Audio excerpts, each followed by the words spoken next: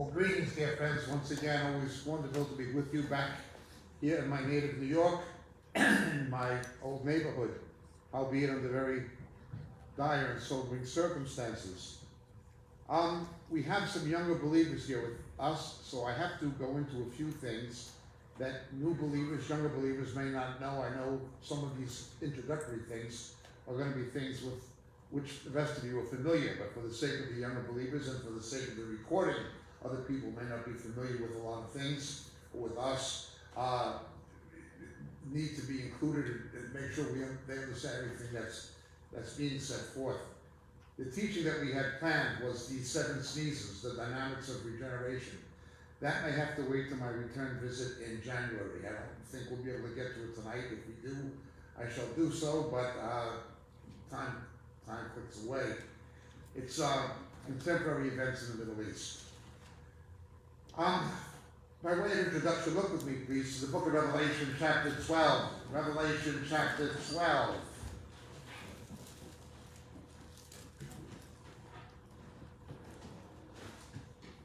Lord, meet with us now in the power and presence of your Spirit.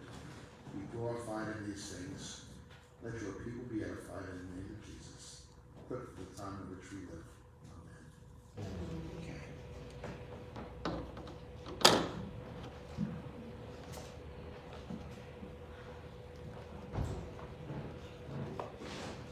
Verse 7, there was war in heaven, and Michael and his angels were waging war with the dragon, which is one of the appearances of the devil as the persecutor. The dragon and his angels waged war, and they were not strong enough. There was no longer a place found for them in heaven. Satan does not have power in heaven. He has power on earth. He's the God of this world. Jesus acknowledged that.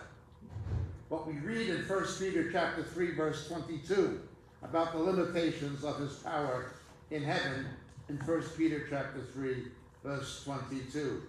Peter writes as follows: Jesus Christ, who's at the right hand of God, having gone into heaven. Now remember, Jesus Christ is him on earth, but he ascends into heaven, where he's known as Christ Jesus. Having gone into heaven, after angels and authorities and powers have been subjected to him. The reign of Christ is established in heaven as we speak. He is Lord. Satan tries to keep power in heaven, but he's cast down in a spiritual battle. God's armies, under the direction of Christ, led by Michael the Archangel. He's cast down out of heaven, but he still has power on earth. The world is in the power of the wicked one. We see this in the book of Joel. We see this in the book of Zechariah. He's the accuser. He goes before the throne of God accusing, but his power was broken in heaven. He has no power, no ultimate power in the heavens. He has power on earth. He will be cast down, and of course he will inhabit the Antichrist.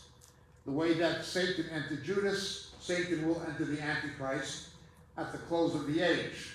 And I have no doubt that the events we see happening in the world, not just in the Middle East, but global economy and other things, and the apostasy in the church are setting the stage for that thing to happen, and happen very rapidly, quite possibly. The point is this: earthly battles, what transpire on earth, are reflections of what happens in the heavenlies. Earthly battles, in the theology of warfare, conflicts on earth, strategic conflicts, fights, military battles, they are reflections of battles in the heavenlies. They are earthly extensions of things transpiring in the heavenlies. Now we see this in other books of the Bible. We certainly see it in the book of Daniel and so forth, as we'll look at. But that is the principle. What you see happening on earth is a reflection of what is happening in heaven. Now most of you know, but some of us may be new to this. Right from the beginning, when man fell and God promised salvation, I'll put enmity between you and the woman, between your seed and her seed. The descendants of Abraham after the flesh are the Jews and the Arab nations. But the promise of salvation is through Abraham, Isaac, and Jacob. The conflict you see is that Islam says it's no from Abraham to Ishmael, whose descendants intermarried with the descendants of Esau. Remember, when Rebekah was pregnant, God said 2 nations are in your womb, Jacob and Esau. The conflict you see now is a continuation of a conflict that began in the womb of Rebekah, of Rivkah. It's an ancient conflict that began in the womb of Rivkah. Unless we understand how this goes back to the book of Genesis, you're not going to understand what is happening now. Now, ultimately, as Jacob and Esau were reconciled, we are told Jew and Arab will be reconciled in Christ. After the brook of Peniel, the time of Jacob's trouble, of literal, the father Jacob, the patriarch, he wrestled with the angel of the Lord, the one that rabbis call the Metatron. That is a Christophany, an Old Testament manifestation of Jesus. And the darkest hour of his life, he wrestled with Christ, and he walked with a limp. At that point, his name was changed from Jacob to Israel. Whenever he behaved like a spiritual man, as it were a new creation, Genesis calls him Israel. Whenever he behaved like an old creation, it calls him Jacob. Now that is true for us. The patriarchs are archetypes and prototypes for us. When we behave like new creations, the Lord calls us by the name written in the book of life. When we behave in our old carnal ways of the old nature, he calls us by our old name that our parents gave us. Everybody has 2 names.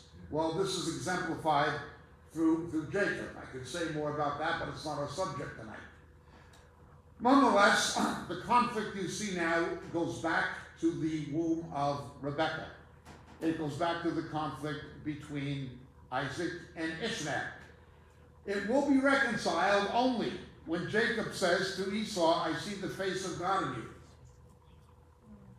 You would think that because of Abraham, Abram changed to Abraham, who the Arabs call Ibrahim, that the 2 people most likely to come to faith in the seed of Abraham, the Messiah, would be Jews and Arabs. Well, who are the 2 most difficult people to see get saved? Jews and Arabs. Satan has blinded their eyes to the promise to Abraham. You have a counterfeit Judaism, better called Rabbinism. The false Judaism of the rabbis that have rejected their own Messiah are preventing the Jews from coming into the blessing and promises of God. So too, you have the satanic, and it is an absolutely satanic lie of Islam. Allah is not the God of Christians and Jews. Allah is a demon idol, the Nabatean moon god. It is not the same God as we have. Let no one tell you otherwise. Now I can explain the Arabic and Hebrew linguistics, but that's, again, we have other teachings that are recorded on the internet. You can listen in greater depth. So what you're seeing happening here goes back to the book of Genesis. Remember, the Bible's like a loaf of bread, looks the same on both ends. The same imagery and typology you see in Genesis, you see in Revelation. And you see this conflict with Jews and Arabs in the beginning, and it comes into play at the close of the age. It's what is happening now. The physical battles, the literal battles, the military conflicts are a reflection of things happening in the heavenlies. Okay? Always. Now, I'll put enmity between you and the woman, between your seed and her seed. My apologies to those who know this. Most of you do, some of you may not. The prophetic purposes of God for the church and the prophetic purposes of God for Israel and the Jews are crucial to the return of Christ and the establishment of the Messianic kingdom and the eternal blessings of God. Okay? The prophetic purposes of God for Israel and the Jews and for the true church. There is a hypostatic relationship between persecution of the true church and anti-Semitism, hatred of the Jews. The way I explain it is heads and tails. We can distinguish between heads and tails, but you cannot separate them. It is a coin with 2 sides. If they turn against the Jews, they'll turn against the believers. If they turn against the believers, they will turn against the Jews. I watched a clip yesterday by the Grand Patriarch of Hamas. He is not in Gaza. He is well protected in Qatar, in the Persian Gulf, far away, safe and secure. His name is Mahmoud al-Zawera, and he is at the moment in Qatar. And he was interviewed, and he said, don't think this is about liberating Palestine. This is about bringing Islam and Sharia, Islamic law, to all 510 million square kilometers of the Earth's surface, where we will have exterminated or eliminated the Zionists and the Christians. That's what he said. Now you have these ignorant buffoons telling people that Hamas is fighting to liberate what they call Palestine. Well, Hamas is saying we're fighting to Islamize the world, to get rid of the Jews and get rid of the Christians. That's what he said yesterday. That is the leader of Hamas. That is Mahmoud al-Zawera. The devil's the father of lies. Think of the Roman Empire. Who did the Roman Empire turn against? First the Christians under Nero. A few years later, 70 AD, the Jews. Always been like that, always will. Before the Iron Curtain came down, who did the Soviets persecute the most? Jews, born-again Christians. Always the same. For centuries in their inquisitions and pogroms, who did the Roman Catholic Church persecute the most? Jews, saved Christians. Always the same. Who does militant Islam hate the most? Jews, Christians. That too goes back to Genesis chapter 3.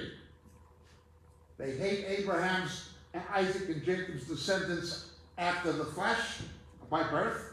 That is Israel and the Jews. And they hate the descendants of Abraham, Isaac, and Jacob by second birth. And of course, if you're a believing Jew, congratulations, you have two prices on your head. But that is exactly what it comes to. We have to go back to the book of Genesis to comprehend what's really happening. Unless we understand Genesis, we won't understand what's happening or what's going to happen. Now, we have an old teaching we did quite a number of years ago, and Arab believers love it, particularly people saved out of Islam. It's called Jewish-Arab Reconciliation in Christ. It's available on our website. Again, I only mention it in passing, but this is a big, big subject in itself. The prophetic purposes of God for the Arab nations, and his promises for the Arab nations that they're not able to obtain because of Islam, because of the curse that is on them. Well, Abraham's other children, the Jews, are also under a curse. It's known as the curse of the law, the curse of the Torah. More about that in a moment. Now understand certain realities. I know Christians, Baptists, Arab believers who lived in Gaza. They're not telling you that Hamas is a religious organization, Allahu Akbar, and it is part of the Muslim Brotherhood, which are Sunni, but it's strongly financed by Shia Islam. And the Iranians are trying to buy it to get it to become more Shia than it was Sunni. It was a competition.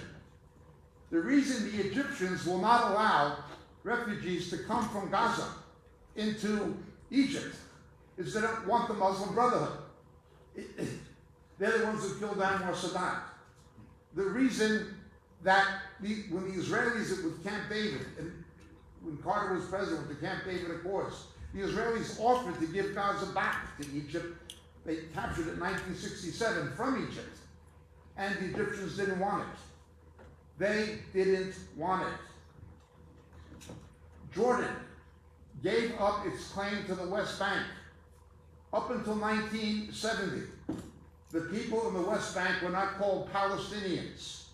They were called Jordanians, until the tooth fairy came, waved the magic wand, and they went to bed as Jordanians and woke up Palestinians. It was all a political construction. Palestine had to do with a region. The original Palestine is the Gaza Strip. That is where the Philistines were, but the Philistines originally were not Arabs. They were Indo-Europeans from Crete. The people who live there now are Arabs. The ancient ones worship the fish god Dagon. The modern ones worship the Nabatean moon god Allah. Okay? But they live in the same location. They lived in what was Philistia. The West Bank was never Philistia. Palestine is simply the Latinization by the Romans in the 2nd century AD. They called Philistia, or the land of the Philistines, Palestine. But that was never the West Bank. In time, the whole region from the Jordan River to the Mediterranean became known as Palestine, but it was never ethnic. There were 30,000 Jewish soldiers who fought in the British Army in the Second World War under Montgomery, and they were called the Palestine Legion. 30,000 Jews from the British Palestine Legion. The original name of the Jerusalem Post newspaper, the English-speaking newspaper of Israel, was the Palestine Post. The original name of the Israeli Philharmonic Orchestra was the Palestine Philharmonic Orchestra. It had nothing to do with ethnicity. It only had to do with geography until 1970. No matter what anybody is telling you, there has never been such a nation as Palestine. It has never, ever existed. Never. The people on the West Bank were Jordanians. In Black September of 1970, King Hussein of Jordan, who was trained in Sandhurst, that is the West Point of Great Britain, killed, massacred between 15 and 18,000 so-called Palestinian Arabs in 12 days when they tried to take over Jordan. He was a Hashemite Bedouin, but 70 to 72% of his population would have to be called Palestinian Arabs if you accept their definition of a Palestinian. So there's always been a two-state solution. It was always understood from the beginning that Jordan was the Palestinian state. King Hussein of Jordan, who I met when I was 15, the father of King Abdullah, said Jordan is Palestine. Yasser Arafat said Palestine is Jordan. They admitted it themselves. Everything you see now in the mainstream media and in the UN is a constructed lie.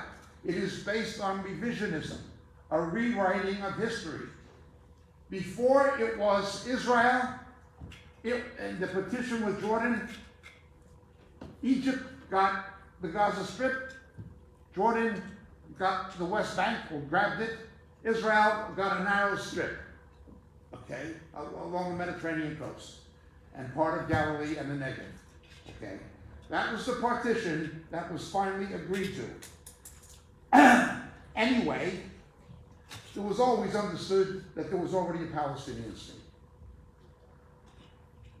From 1948, May of 1948, when the United Nations established Israel, from 1948 until June of 1967, nearly 20 years, the Gaza Strip, the West Bank, East Jerusalem, and the Golan Heights were all in the control of Arab Muslims. If they wanted another so-called Palestinian Arab Muslim state, in addition to the one that they said already existed in Jordan. If they wanted a third one, why didn't they do it when they had 20 years to do it nearly? Nobody would have stopped them. Nobody would have stopped them. They never saw a need for one. They had a Palestinian Arab state, if you want to call it that, except they call themselves Jordanians and Gazans.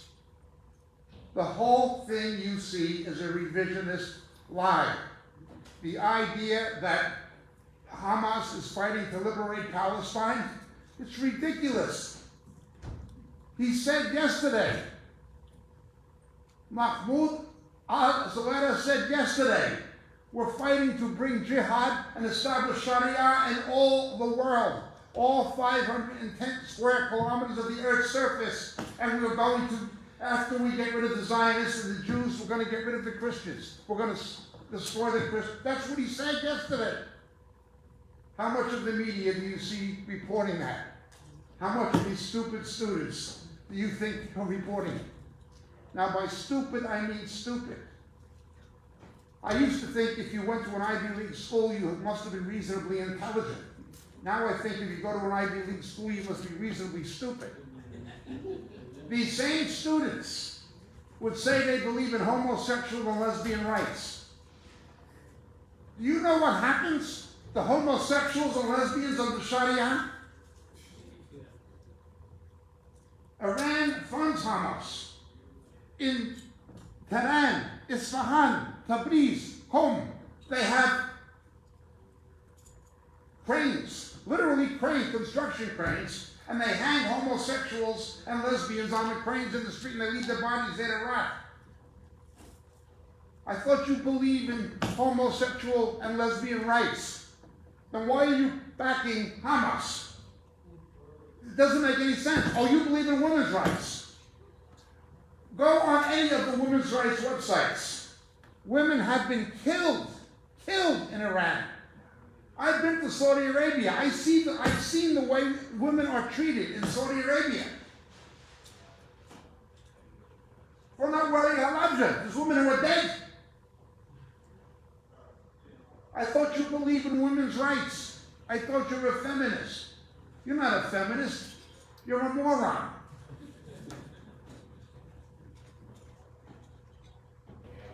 It's unbelievable. Now, how can intelligent people with high SAT scores or high IQs or high performance grades in school, how can seemingly intelligent people be so stupid? Their intellectual stupidity is a reflection of something spiritual. The God of this world has blinded their eyes. The reason you see intelligent people who believe this nonsense, these students, is because the God of this world has blinded their eyes to reality. It's unbelievable. And it's getting worse. As Paul says, professing to be wise, they become fools. Well, let's look once again. Strategic conflict, military conflict, wars and rumors of wars are a reflection of a spiritual conflict in the heavenlies. Look with me, please, to Ephesians chapter 6, verse 12.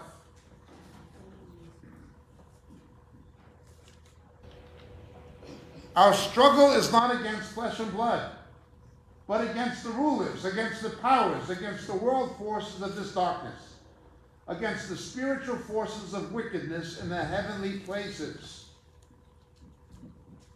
Therefore, take up the full armor of God. Notice the real battle is always spiritual. My enemies are not Arabs. Islam is the enemy of God. I hate Islam because it is leading Muslims to hell. I have been from one end of the Muslim world to the other. I have been to Brunei and Malaysia in the Far East to Morocco. I've been to Saudi Arabia. I've been to Egypt. I've been to Turkey. I've been to Jordan. I've been to the Persian Gulf. I've seen it in Africa. No wonder they want to come to live in New York. I don't blame them. I wouldn't want to live in the Muslim world either. It's a public urinal. Even smells like it. It's a stinking wasteland. I'm telling you, you could be in Singapore. As soon as you go across the causeway into Malaysia, you feel the oppression. You can be in Eilat in southern Israel. As soon as you cross the border, you feel the oppression. There's something diabolical about it. Now, I'm not saying it's the only false religion in the world. nor is it the only one that has that kind of spiritual oppression to it, but it's the most prolific. I mean, I feel I get the creeps walking into St. Patrick's Cathedral, but Islam is worse. Not one of them will give Christians and Jews the rights that they have in Israel, or America, or Canada, or Australia, but not one, not even the more moderate ones. Christians do not have the same rights that we give Muslims here.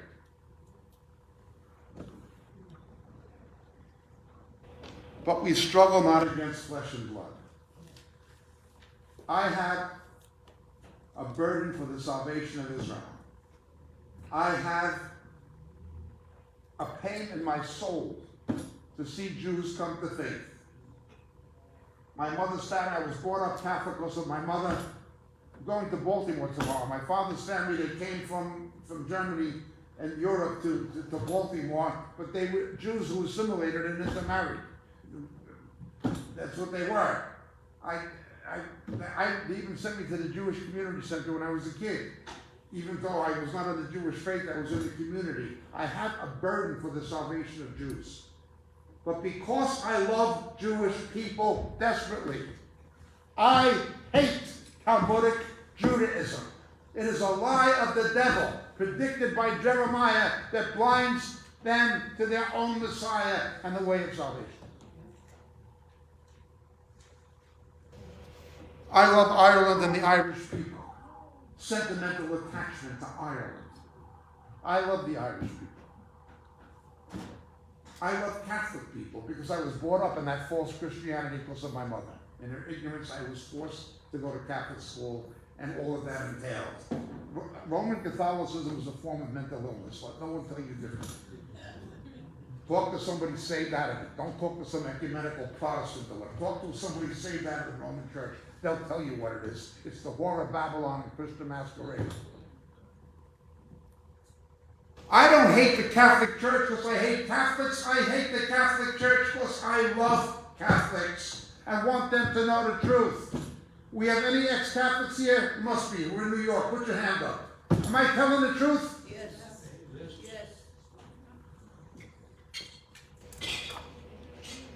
I see Hispanics, Italians, Irish, Polish, French, Haitians saved out of it. They'll tell you what it is because they know what it is because they were in it.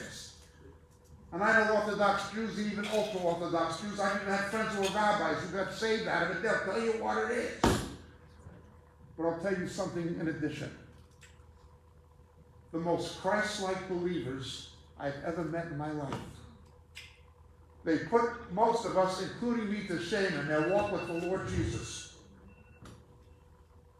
The most Christ-like believers I've ever met in my life, in disproportionate numbers, have been people saved out of Islam. You will not find a better believer than somebody truly saved out of Islam. I've only led perhaps no more than half dozen Muslims to the Lord in my life. Of course, that beats the Jehovah's Witnesses. I can only count 2, and it wasn't for lack of trying. But they're wonderful people. They're wonderful. They're wonderful. No, I do not hate Muslims. I love Muslims. But because I love Arabs and Persians who are Iranians, because I love these people, I want them to know the truth, and I hate that which is misleading them. The lie you're getting in the interfaith movement and the ecumenical movement is, if you tell the truth about a false religion, you're unloving. You don't like Catholicism, or you don't love Catholics. You don't like Judaism, oh, you don't love Jews. It's not Judaism, it's Rabbinism. And Catholicism is not Christianity. It's pontifical Romanism, pretending to be Christianity. You're an Islamophobe. If you'd seen what I see, you'd be an Islamophobe too. Look what they did in New York.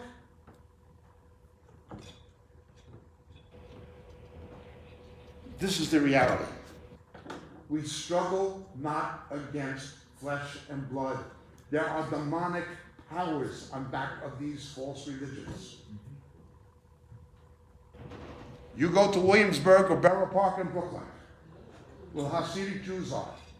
They're Kabbalists. They believe in Kabbalah, mystical Judaism, Zohar. It's demonic. It's Babylonian Gnosticism in Jewish packaging. It's demonic. We struggle not against flesh and blood.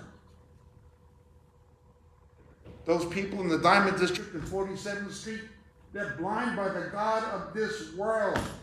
They believe in a Judaism that is not scriptural Judaism. Scriptural Judaism has not existed since 70 AD. On top of that, they're in the occult. What is Roman Catholicism? Necromancy, bowing down to, it's the occult. It's witchcraft. You've got mystical Islam, Sufism. It's a cult. We struggle not against flesh and blood. Look with me, please, to Exodus chapter 17, verses 12 to 13.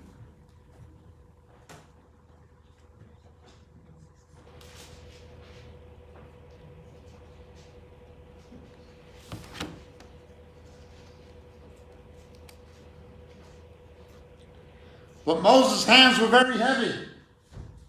Now we see it came about when Moses held his hands up, Israel prevailed. And when he let his hands down, Amalek prevailed. But Moses' hands were heavy. He was 80 years old. Then they took a stone and put it under him. And he sat on it. And Aaron and Hur supported his hands, one on one side and one on the other. Thus his hands were steady until the sun set. So Joshua overwhelmed Amalek and his people with the edge of the sword. Now a lot could be said about Amalek. Haman in the book of Esther was an Amalekite. He was not a Persian. But knows that Moses had to be situated upon the rock for his prayer to be heard. The first requirement for God to hear our prayers is we must be situated, positioned upon the rock. The rock followed them, and that rock was Christ, Petra in Greek. There's no other foundation.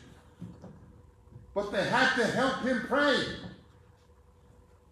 There's power in prayer. The most important thing in determining the outcome of a war was prayer.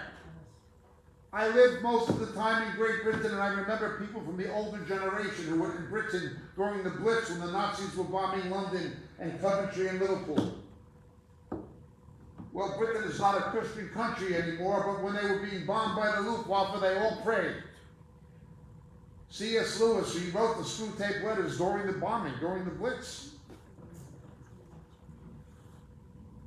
Prayer. It was prayer. We struggle not against flesh and blood. Now let's look at this just a little bit more. Turn with me to 2 Kings chapter 6, please. 2 Kings chapter 6.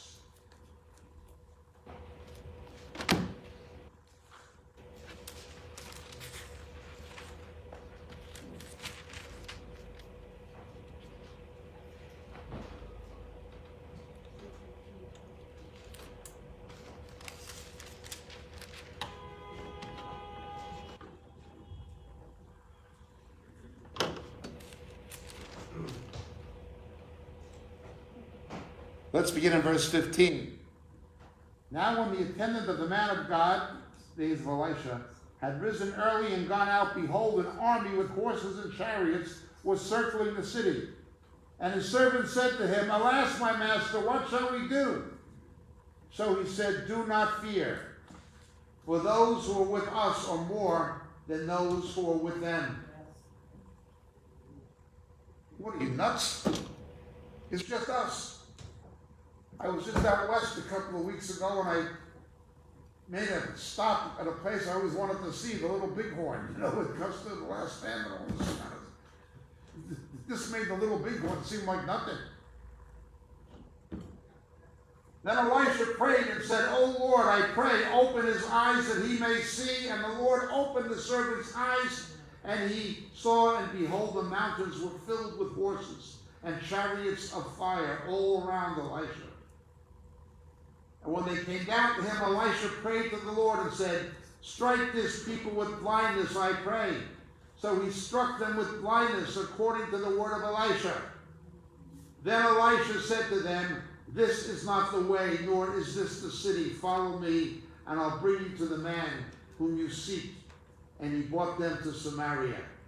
And when they had come into Samaria, Elisha said, O Lord, open the eyes of these men that they may see.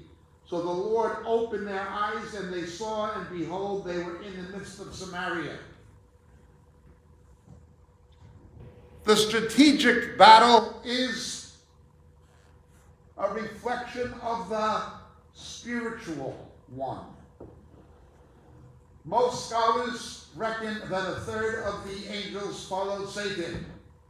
They're outnumbered 2-1, to say nothing of the fact that God is infinitely more powerful than the angels combined. So it is. We have to look at conflict from the perspective of God. Israel is surrounded by powerful countries. But it was worse in 1967. They figured it was over. It was worse in 1948. They figured it was over. Guess who won? Not because of the Israelis. Isaiah said the Jews would be regathered twice. They'd be regathered after the Babylonian captivity, and they would be regathered at the close of the age. Jesus confirmed this repeatedly. In Luke 21:24, Jesus said the Jews would be back in their land and in Jerusalem. Luke 21:24. He said they'd have to be in Jerusalem for him to return and say, Baruch haba b'shem Adonai, blessed is he who comes in the name of the Lord. Or as our Catholic friends say, Benedictum qui veni in nomine Domini. Say it how you want it. They got to be in Jerusalem for it to happen. Matthew 23:39. As we will see, Zechariah 12:1-10, Jesus, before he was Jesus, as the eternal Son of God, speaking in the first person. They'll look upon me in Jerusalem, whom they have pierced, and mourn as one mourns for an only son. Jesus himself repeatedly made it clear the Jews would be back in that land. Anybody who disputes what he says is either spiritually and theologically ignorant, or they're a deceiver and a false teacher. Israel is indestructible. But they're not regathered for a picnic. In the Holocaust of the 1930s, 1/3 of the world's Jewry and 2/3 of continental European Jewry were exterminated. 2/3. 2/3 of them, according to Zechariah 13, are going to be exterminated in Israel. 2/3 of the Jews are going to be wiped out in their own land. They have no security outside of the Messiah whom they reject. If you don't believe in me, if you don't trust me, if you reject me, I can't help you beyond a limited point.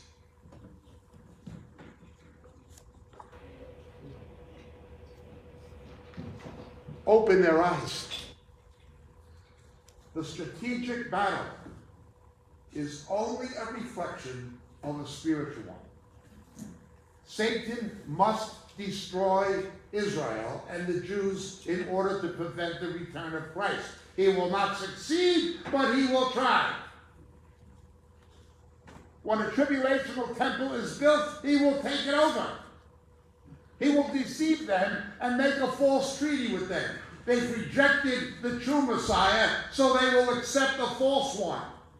Jesus said, if another comes in his own name, remember there are many antichrists, many. Jesus said, many will come in my name. But of the ultimate Antichrist, the man of lawlessness, he will come in his own name. One of the ways, arguably the main way, we will be initially able to tell, or the faithful Christians will be able to tell, the difference between the many Antichrists and the ultimate Antichrist is they will come in the name of Christ. He will come in his own name. According to John chapter 5. But that is another subject, howbeit one that's related. What you see happening is simply a reflection of something spiritual. It's not about Palestine, it is about jihad, trying to Islamize the world and kill the Christians and kill the Jews. Because the return of Jesus in the agenda of God depends on his prophetic purposes for the true church and for Israel and the Jews, and Satan must destroy them. There are even Hasidic sects called Setmar, they're in Brooklyn, who are anti-Zionists, who hate Israel. Deception upon deception.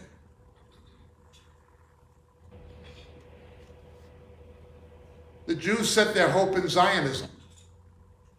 We're not going to have another Spanish Inquisition or another Holocaust. We have our own country now and we can defend it. No. You try to defend it in your own strength, you're going to lose. Ultimately, in Zechariah 12, it'll be because Christ defends you. The one you rejected as the Messiah will defend you. Otherwise, you'd be finished. More of that in a moment.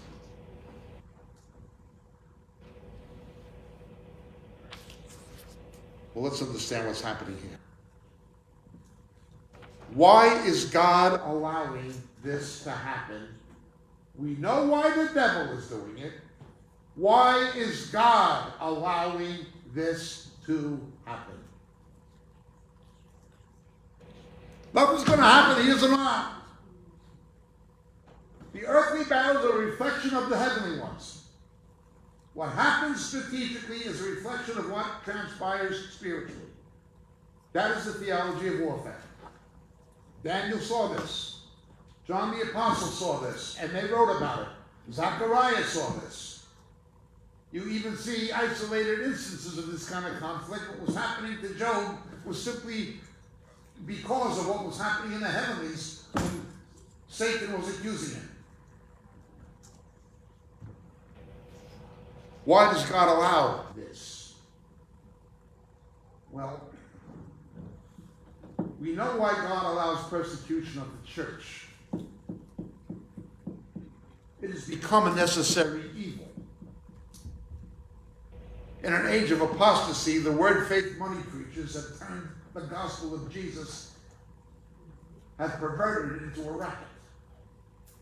The ecumenical movement has compromised the true way of salvation. In a persecution, those who don't need to be persecuted get it first and worse. But they are the ones who are the genuine article. Many will fall away and betray one another.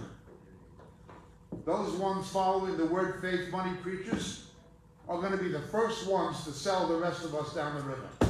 Because they've been sold a lie, we don't have to suffer, we're king's kids, blab it and grab it. And when they find out that doesn't work, they will betray the faithful church. I will tell you the next ones, those who have bought into the myth of pre-tribulationism. I know many sincere Christians who believe in that nonsense, but the early church didn't believe it, and it's not scriptural, more importantly.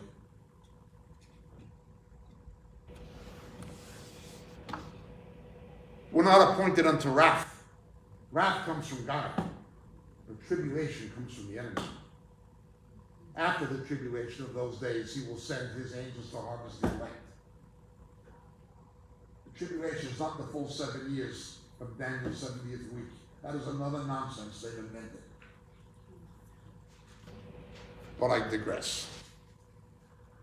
No, persecution becomes a necessary evil. Think of the death of Jesus. It was a necessary evil. He had to take the wrath for what we did. Otherwise, we would be eternally doomed. The just for the unjust. He took our sin to give us his righteousness. He died our death to give us his life. The death of Jesus was a necessary evil. He didn't have to do it, but it was a necessary evil. Otherwise, we would be going to hell with the rest of them.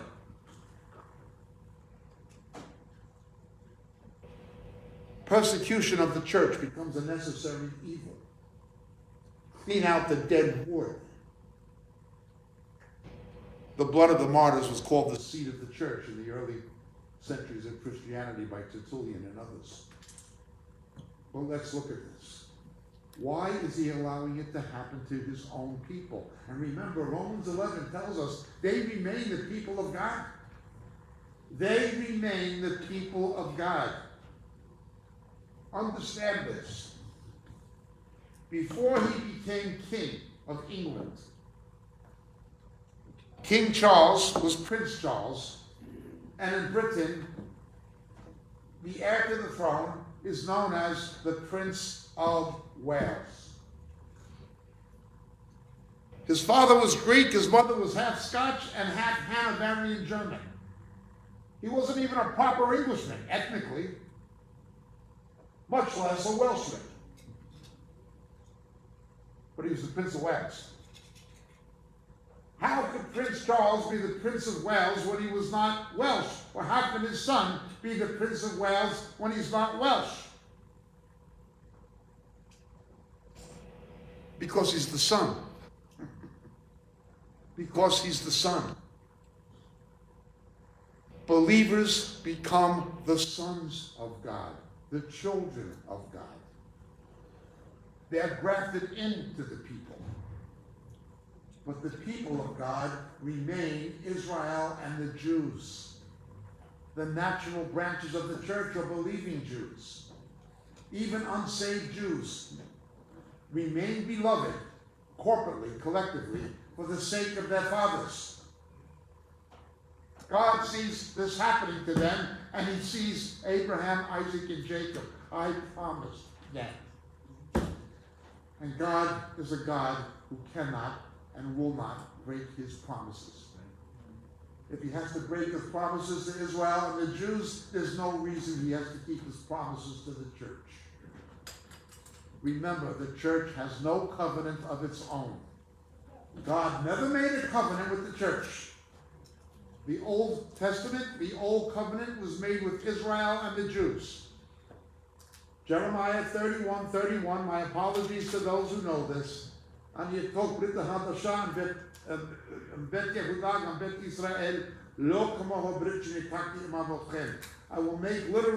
cut a new covenant with the house of Israel and the house of Judah. The new covenant was made with the Jews. It was inaugurated at the Last Supper. It was a Paschal Seder. It was a covenant meal. This is my blood in the new covenant at a Passover. Non-Jews are grafted in.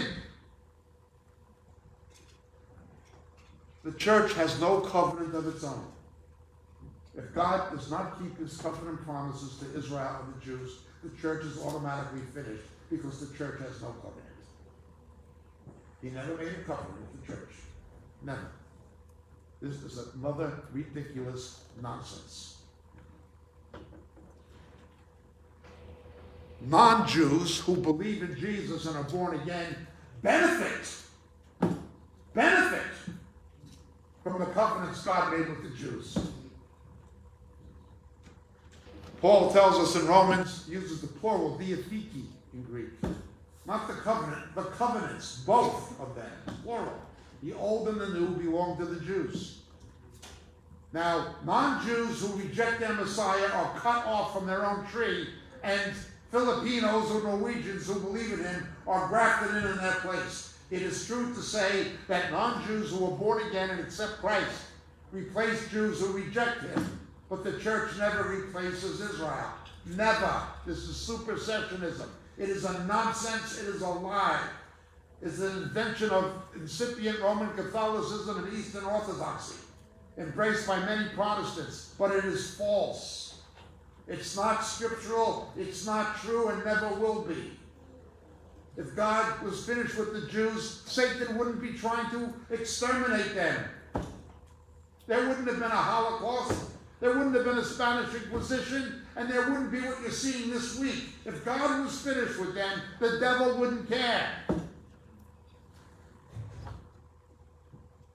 But if he's finished with them, he's finished with the church. Praise God, he isn't finished with them. Let us continue understanding this reality.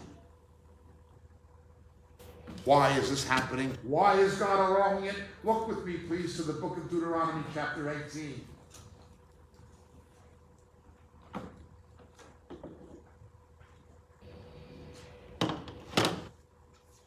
Verse 18. The rabbis in the Talmudic literature agree. They agree this is about the Messiah. I'll raise up a prophet from among their countrymen like you, that is like Moses, who will give a covenant. And I will put my words in his mouth. And he, the prophet like Moses, shall speak to them all I command him. It shall come about that whoever will not listen to my words which he shall speak in my name, I will require it of him. The gospel is available to the Jew first by virtue of covenant promise. But Romans 2 tells us because the gospel is available to the Jew first, the consequences for rejecting it are against the Jew first. That is why their history is so ugly, because salvation was made available to them first. Rejecting the Messiah, rejecting the salvation, the ramifications and consequences are against them first. They are under a Torah, a law they cannot keep. The Torah was to point them to the Messiah. When the Messiah came, the Torah was fulfilled. In 70 AD, they couldn't even practice Levitical Judaism. The Judaism of Moses has not even existed, so they invented another religion. To understand this, compare it again to Roman Catholicism.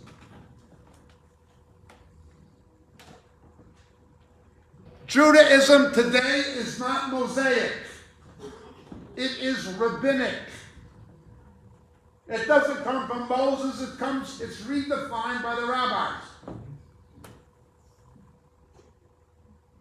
Nominal Protestantism, Eastern Orthodoxy, and above all, Roman Catholicism is not apostolic. It doesn't come from the apostles. It's patristic. It comes from the post-Nicene church fathers.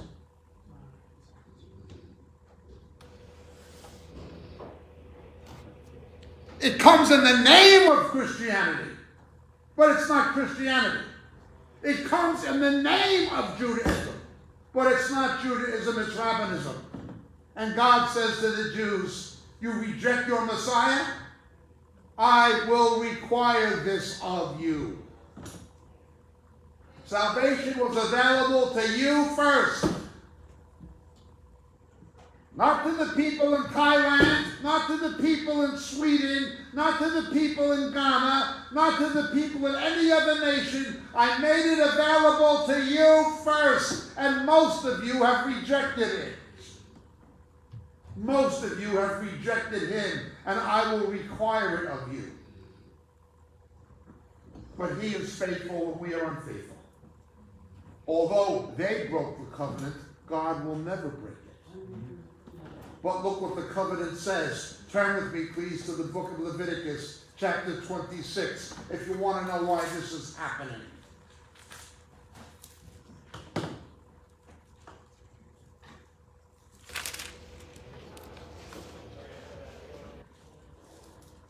We have the mount of blessing and the mount of curse, Har Gerizim and Har Ebal. Mount Gerizim and Mount Ebal. But if you do not obey me and do not carry out these commandments, if instead you reject my statutes If your soul abhors my ordinances, so as not to carry out all my commandments. And the most devoted, observant rabbi cannot keep all the commandments. There's no temple, there's no high priest, there's no appointed sacrifice, because the Messiah came and fulfilled it. You either accept the high priest, who's Jesus, you either accept the perfect sacrifice, you recognize the real temple, which is his body, or you've broken the Torah. You cannot keep it. You can invent what they call mitzvot, good works, traditions of men. Fiddler on the roof type stuff. Tradition. You can have that, but don't call it Judaism. And don't pretend you're keeping my law. Let's look.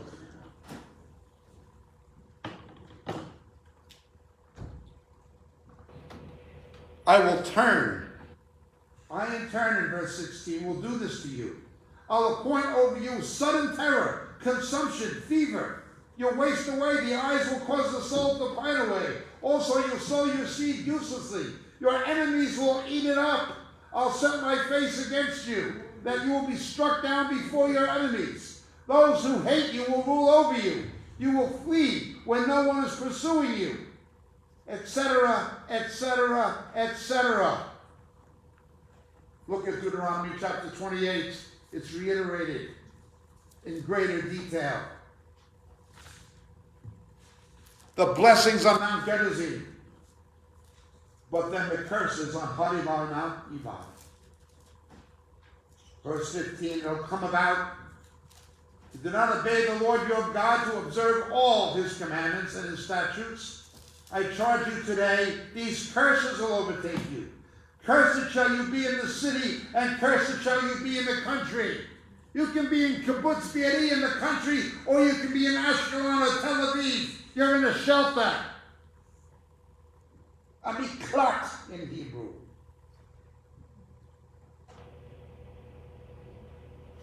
I see them giving out food parcels. Cursed shall be your basket and your kneading bowl. Cursed shall be the offspring of your body, the produce of your ground. They're murdering their children. They will be beheading babies. Cursed shall be you when you come in and when you go out. You really think you're going to be safe in Israel? That's Satan's number one target, geographically.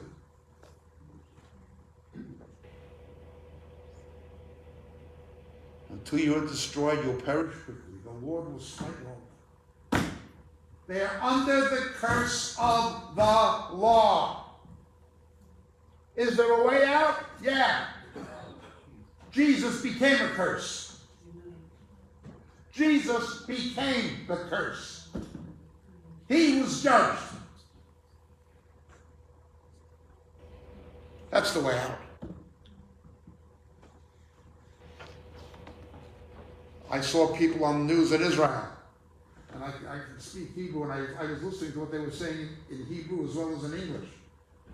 And one of the things they were saying is something like, this has never happened before, we've never seen this, this is the worst thing, nothing like this has ever happened in Israel. They're raping these women, and they're chopping up the corpses. Never happened before, huh? Never happened in Israel? Turn to the book of Judges.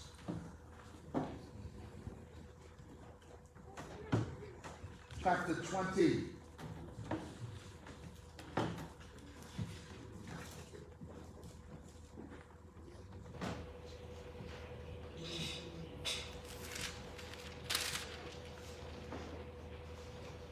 Sorry, chapter 19. Verse 29, when he entered his house, he took a knife, laid hold of his concubine, and cut her in 12 pieces, limb by limb. She was gang raped to death, raping somebody to death.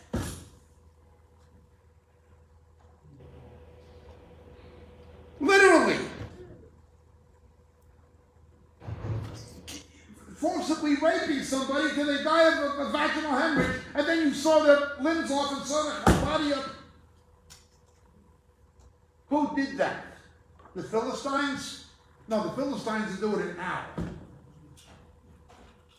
Their own people did it. The modern nation Israel has murdered more Jewish children than Adolf Hitler. The modern nation Israel has murdered more Jewish children than Adolf Eichmann. They call it non-therapeutic abortion. It has one of the highest abortion rates in the world. Am I appalled that they saw the heads off of those babies? And those poor soldiers, young guys, 17, 18, 19, 20, going in and seeing that. My son was in a combat brigade in the Israeli army when he was younger. And because he's a lawyer by profession, they transferred him to the legal corps because they needed English-speaking lawyers. But he was in the last Gaza war. The way to see that done to baby, that would traumatize anybody. Decapitating babies. Well, go on the internet, if you can stomach it, and see if you can watch a video clip of a D&C or a partial birth abortion, where you drag a baby through the birth canal with forceps, do a suboccipital puncture, and suck its brains out while it's still alive. And when Congress tries to ban it, Bill Clinton vetoes it. When they tried to ban it in Illinois, Barack Obama led the campaign to vote against stopping it. It's not just the Jews who do it, no, the Jews do it. Of course I was sickened and appalled by what Hamas did to those Jewish babies and toddlers. How could you not be? But it's done every day, with no clinical reason in Israel. It is God's judgment. 3,000 killed on September 11th. That's how many babies are aborted in the United States every day. God does not make a moral distinction. It is His judgment. I've been saying for years, the scriptures predict the destruction of the Islamic world. Even in the millennial reign of Christ, Didan, where Mecca is going to be a perpetual waste.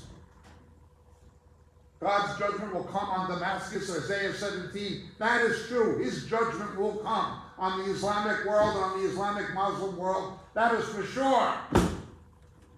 But in the meantime, Islam is His instrument of judgment on the backslidden Judeo-Christian world.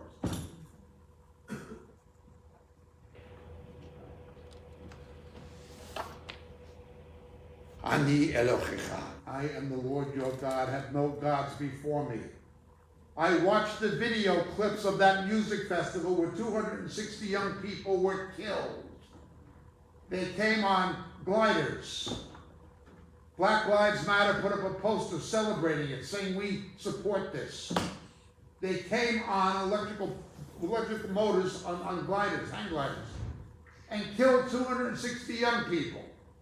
But if you watch the full footage, there was a statue of Buddha, and they were dancing in front of the Buddha. Not that I should complain, because I did enough of it myself, but they were stoned on psychedelic drugs. Now, many of us were before we got saved, I understand that. But they were dancing before another god. It was celebratory. What does the Torah say will happen to you? Remember what Jesus told the Jews. Don't think it's I who accuse you, it's Moses. On the day of judgment, it is Moses who will accuse you.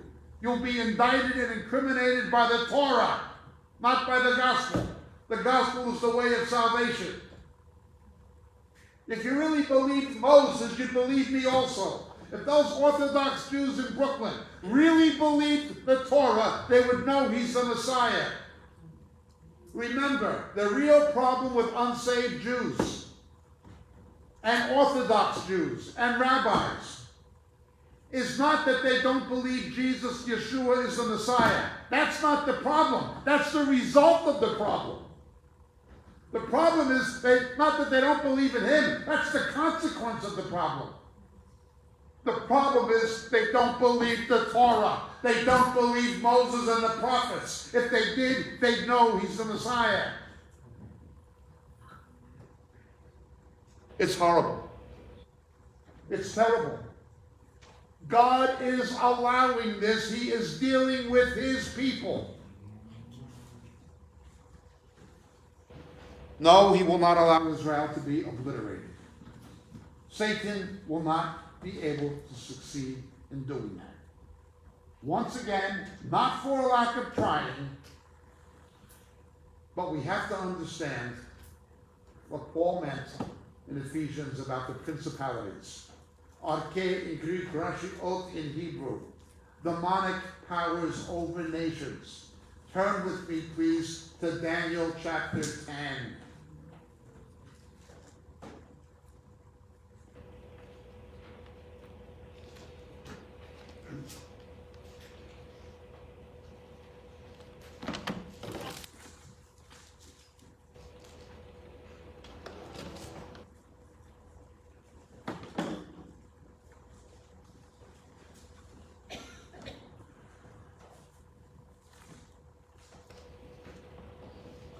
In the third year of King Cyrus, Kirush, predicted by Isaiah, king of Persia.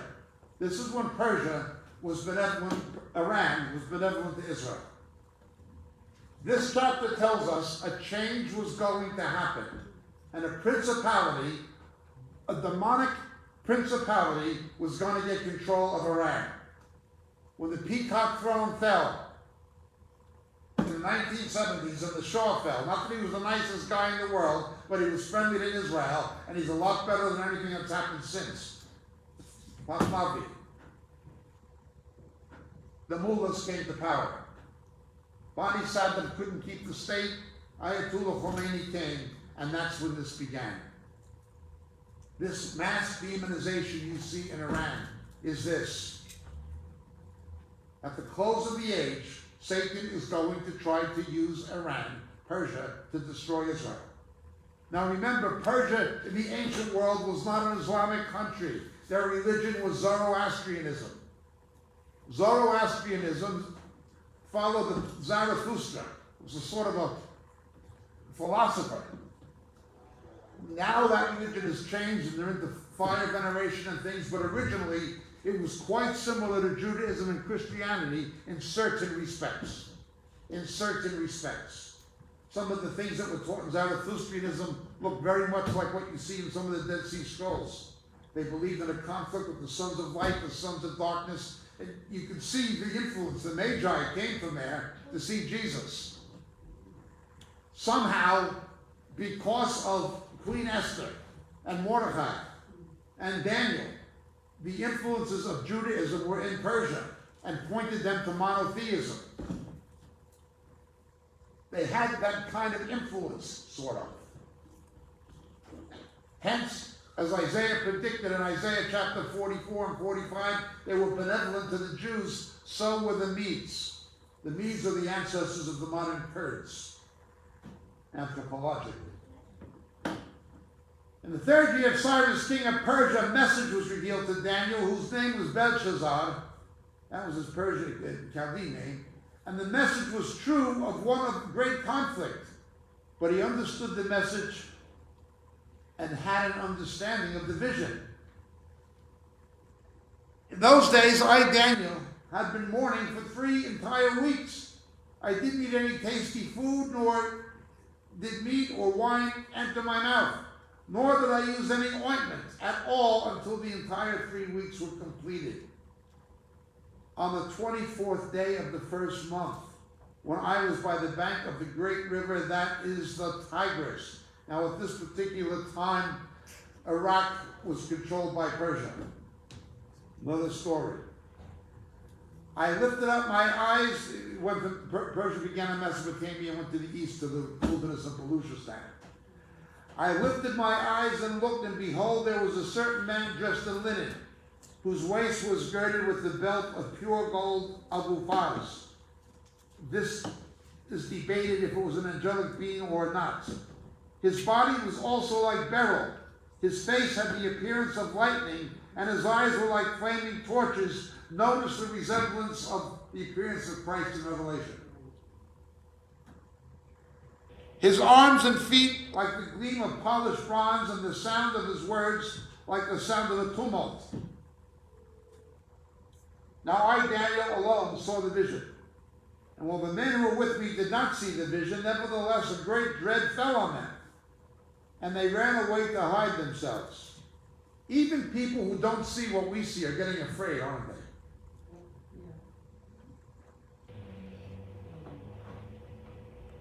So I was left alone and saw the great vision, yet there was no strength left in me.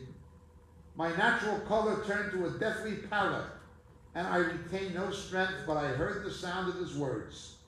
And as soon as I heard the sound of the words, I fell into a deep sleep on my face, with my face to the ground.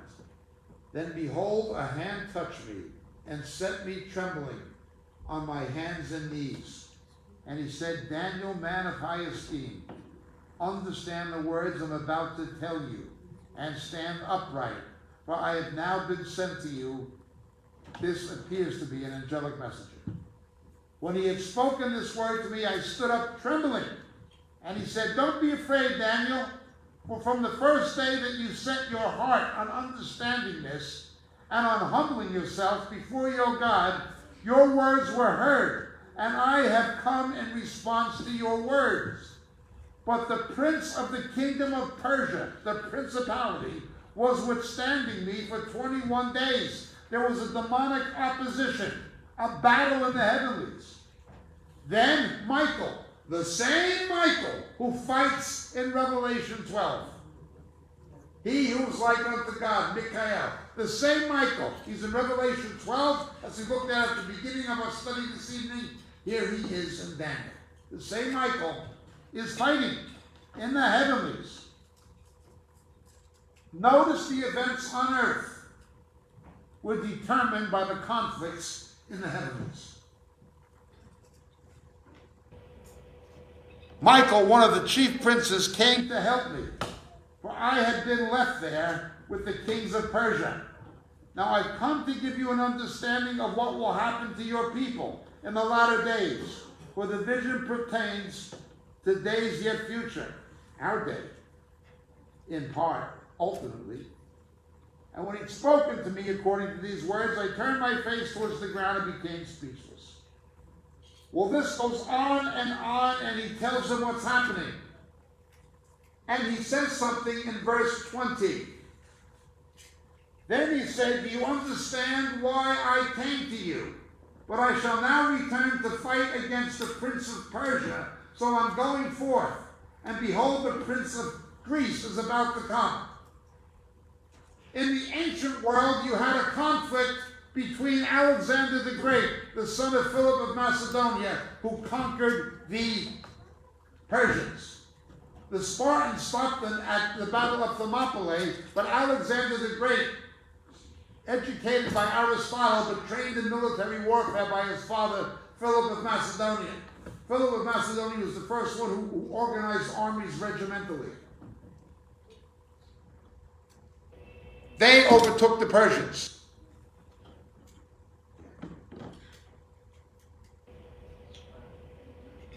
However, I'll tell you what is inscribed in the writings of truth. There's no one who stands firmly with me against these forces except Michael, your prince. Well, that goes on and it predicts things that actually did happen with Alexander, including his early death and the fragmentation of his empire and the four of his generals, from which the Seleucids would come, and the Ptolemies would come, and the Seleucids that would give rise to Antiochus Epiphanes, a major type of the Antichrist, who would set up the abomination in the temple and teach us a huge amount about what's going to happen in probably the not too distant future, maybe even in our lifetime, I don't know. But it goes back to this. Now notice Greece, the prince of Greece, principality of Greece. At that time, Europe was Greece. Western civilization was Greek. Everybody was Greek. Herodotus, Euclid, Archimedes, Socrates, Plato, any field you can think of, Pythagoras, mathematics, astronomy, anything. Everybody was a Greek. Literature, Homer, it didn't matter. Everybody was a Greek. That was the birth of Western civilization. Under Caesar Augustus, the Romans tried to copy it and make Rome the new Athens, the Greco-Roman world. But it begins with Greece. Greece meant Western civilization. Greek is the seminal origin of Western civilization. We think of Greek as a souvlaki joint in Kefkidis. You know, they got good food. No, there's a lot more to Greece than that. Greece is seminal to Western civilization. Greece meant Europe at that time. Notice there's something with Europe and Iran. There's going to be a fight in the heavens. The Prince of Persia will try to destroy Israel. You go on reading in chapters 11, you see what happens. Partially fulfilled in the time of Alexander, up to verse 36. Up to Daniel 11:36, it was historically fulfilled. But after verse 36, it is yet to happen. The Antichrist will come in the character of Antiochus and fulfill the rest of it. But it begins with a conflict with Iran, with Persia. The Persians were later known as the Parthians. They withstood the Romans. The Jews made a deal with the Romans, with Pompey, the Roman general Pompey, to protect them from the Parthians, from the Persians. What happened when the Jews made the deal with Pompey, the Roman general? He entered the Holy of Holies. When you see somebody other than the high priest entering the Holy, on the Day of Atonement, entering the Holy of Holies, it's a picture of the Antichrist going to set up the abomination of desolations, and Pompey, Caesar's partner, did it. They made a deal with the Romans to protect them from the Persians. That's how Pompey entered the Holy of Holies. That happens again, you understand. They look to the Western world to protect them from Iran. And from this, ultimately, the Antichrist is going to come and they're going to make a deal with him. And he's going to once again enter the holy place. If you don't understand history, you'll never understand prophecy. If you don't know what did happen, you're never going to understand what is happening or what is going to happen. I know this is complicated for new believers. That is the reality. These principalities, these are demonic powers of the nations. What happened with 19th century German rationalist philosophy? It began with Immanuel Kant and then people like Nietzsche. God is dead. What was the result of 19th century German rationalism? It got into the church, the Tübingen University, and then you had higher criticism, liberal Protestantism. The real, original Protestantism nosedived. 9 of the 14 Lutheran bishops in Germany endorsed Hitler and the Third Reich, 9 of them. The individual Lutherans who were believers who went against it, like Dietrich Bonhoeffer, they killed them. Karl Barth was a believer, he tried to warn, he was a liberal who became a believer, or became a conservative at least, and he was against, some who were against it. But the whole Lutheran church went down the tubes with Hitler. The Roman church helped bring Hitler to power. Another story. Hitler came to power and making a deal with Franz von Papen, the Privy Chamberlain of Pius XII. Hitler's coalition was with the Centrum, the Catholic Party of Bavaria. That's how he got power. He was elected in a coalition government with the Roman Catholic Party of Bavaria. That's how he initially came to power. Pius XII intervened at Nuremberg to stop von Papen from being hung. It's a long story. But what did Germany do once the gospel stopped being preached? The Moravians were gone, the Pietists were. What was left? Liberal Protestantism. What did Germany do? went back to the Teutonic gods. That's what the Nazis did. Churchill called them, he said they were following the Teutonic gods. Churchill knew what they were doing. They will always, when you stop preaching the gospel, nations will go back to their demonic origins. You see this in Northern Ireland, the murals in Belfast, up the Falls Road in Anderson Town. You see that they put murals of Erin, the Celtic hag goddess who demanded the blood of the youth so she could stay young and beautiful. And there's actually Irish nationalist murals painted on walls celebrating this ancient demonic stuff. In IRA, that's what they would. It's principalities, it's demonic powers on back of this stuff. Am I right, Joe? Right. He's a Mick. Actually, they also support Hamas. That's right. That's right.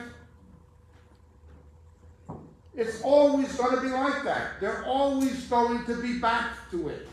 I've seen this in Lebanon with the Shia Muslims when they hacked the children's head open to celebrate the Battle of Kabbalah.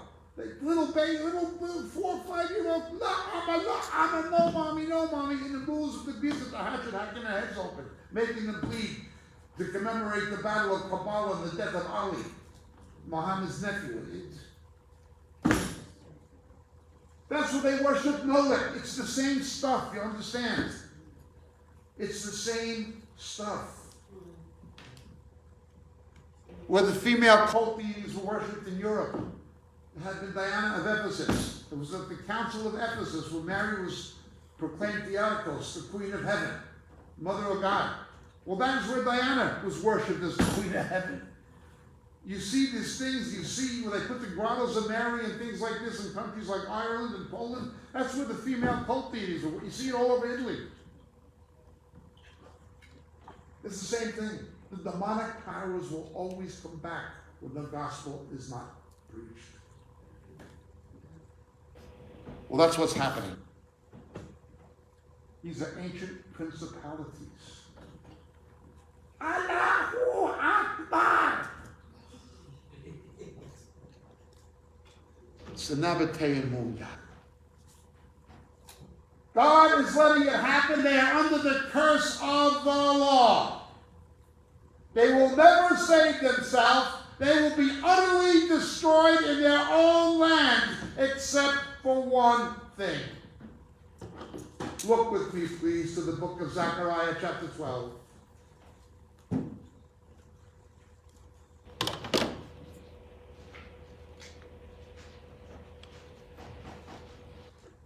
The burden of the word of the Lord concerning Israel. Who is the word of the Lord? The Logos in the Septuagint, the Davar Adonai in the Hebrew. Who is the word? Jesus. Thus declares the Lord, Yahweh, who stretches out the heavens, lays the foundations of the earth, and forms the spirit of man within it. Goes back to the creation. Behold, I'm going to make Jerusalem a cup that causes reeling to all the people around. When the siege is against Jerusalem, it'll be against Judah. What did Hamas say precipitated this? When the Kotel, the Wailing Wall, was attacked by Muslim thugs who took refuge in the Mosque of Aqsa, and the Israelis shot the tear gas into the Mosque of Aqsa to stop these guys who were throwing the projectiles down onto the Wailing Wall, to the Kotel.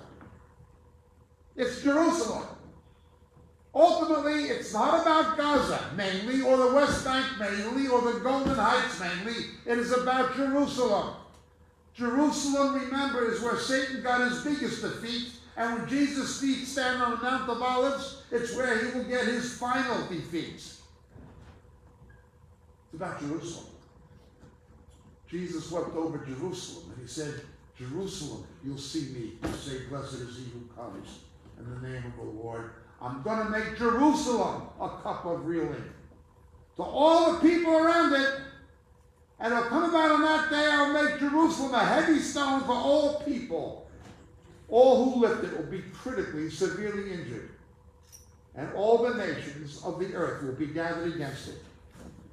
With the blessings of Barack Obama, UNESCO said the Jews have no claim to the Wailing Wall or to any of the Jewish holy sites in Jerusalem.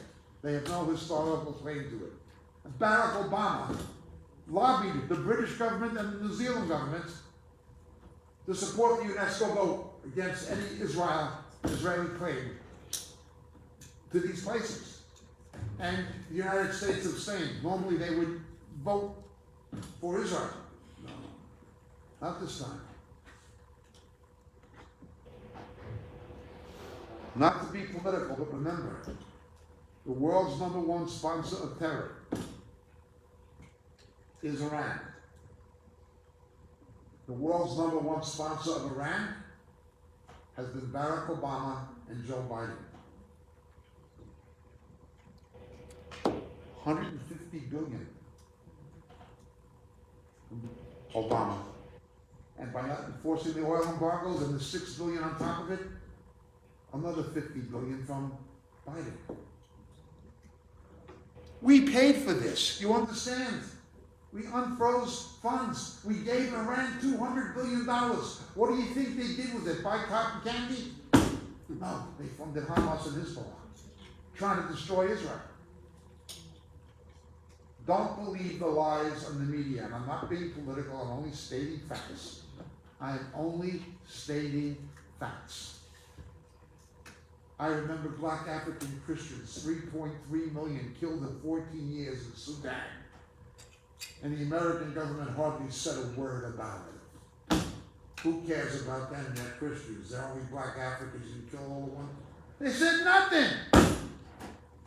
Christians are being slaughtered by Muslims, by Boko Haram in Nigeria every day of the week. Christians are being murdered in Nigeria. What are they doing about it? Nothing.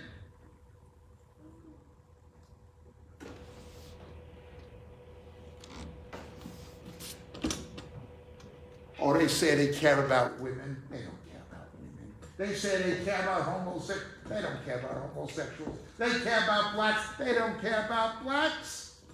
They worship the God of this world. The Antichrist will be a God who worships wealth and power. And not in any godly perspective of wealth and power. But it will have its climax.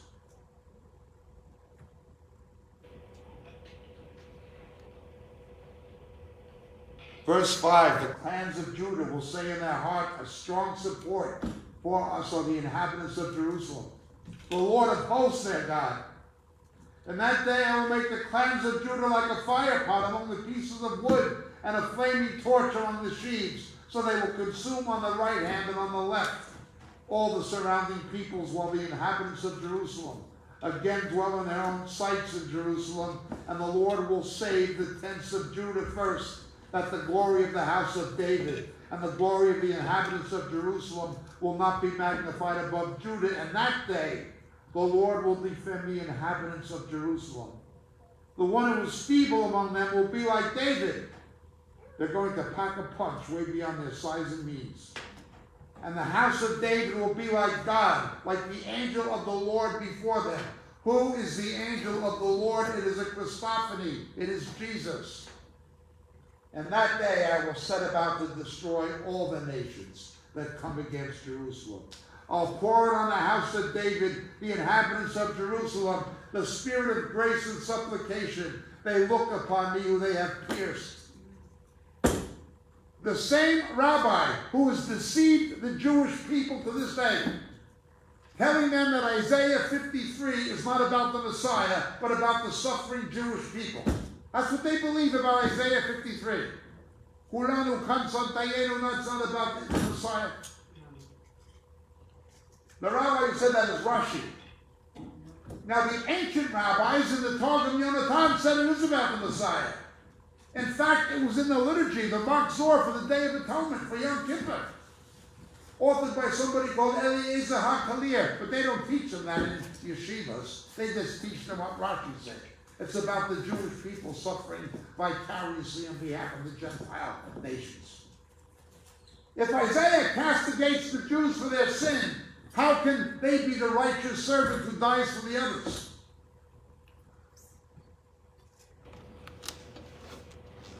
That same Rashi who said Isaiah 53 and 52 and 53 is not about the Messiah, says that this is the one who was pierced, Messiah, son of Joseph.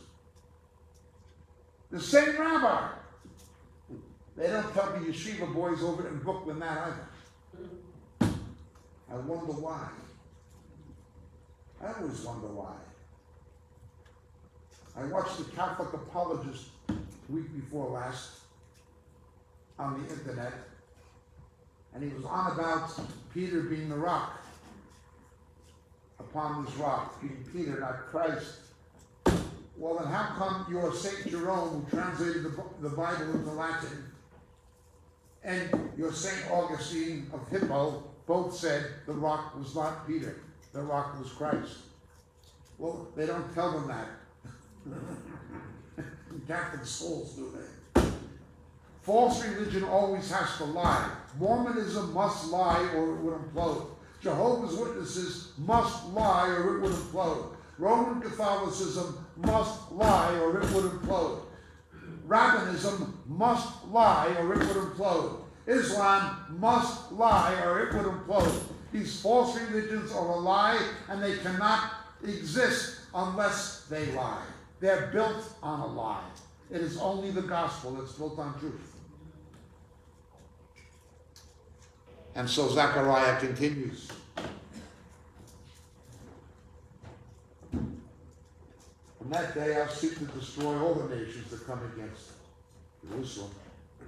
I'll pour it on the house of David and the inhabitants of Jerusalem, the spirit of grace and supplication, so they'll look upon me who they have pierced, and mourn for him as one mourns for an only son, and weep bitterly over him like the bitter weeping over a firstborn. The first time Moses tried to save the Jews, they rejected it. Only at the second time, when they were desperate, did they accept it. Joseph's brothers didn't recognize him at the first coming. They only recognized him at the second when they were desperate. And most Jews do not recognize Yeshua, Jesus, at the first time. But when they're desperate enough, they're sure going to recognize him at the second. You see, this book not only tells us what is happening, it tells us why it is happening. And it tells us how it is going to end. It tells us what happened, what is happening, and what is going to happen, and why. Fox News won't tell you that. CNN won't tell you anything but lies. The mainstream media doesn't have a clue and wouldn't want to know anyhow. They don't know. None of them know. But in the economy of God, we are supposed to know. There's a lot more to this subject than we have time for tonight. But I hope we've illuminated the present circumstances, particularly for new believers who are not familiar with end-time prophecies or the close of the age prophecy, to understand what's happening. Wars and rumors of wars. Notice, it's Ukraine, it's Nagorno-Karabakh, it's Yugoslavia again. And in the Olivet Discourse in Matthew 24, for instance, what does Jesus say follows the wars and rumors of wars? Persecution. They're coming after us. Heads and tails. Anti-Semitism and hatred of the true church. We can distinguish between them, but we cannot separate them. I was just in Wisconsin speaking at a church. About a month ago, they locked up a kid for preaching the gospel right across the street illegally. A transvestite was entertaining little children with sexual perversion. Who did they lock up? A Christian teenager across the street for preaching the gospel. In Canada, they're locking up preachers. In England, they're locking up street preachers. Radical Muslims can get away with murder. Homosexual activists can get away with murder. Christian, lock them up. Don't believe the word fake money preachers. You don't have to suffer. You're a king's kid. If you're a king's kid, they hate you. Satan hates you. Don't believe the pre-trib people. We'll get out of here before anything bad happens. Yeah, come with me to Vietnam and tell that to the Christians I know in Vietnam. You should see some of the things I've seen in Asia.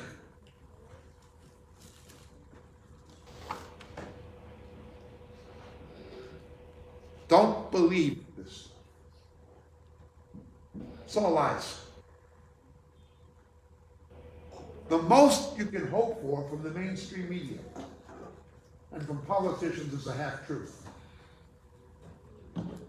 You want the whole truth. Read this book. Thank you so much for listening. Dave?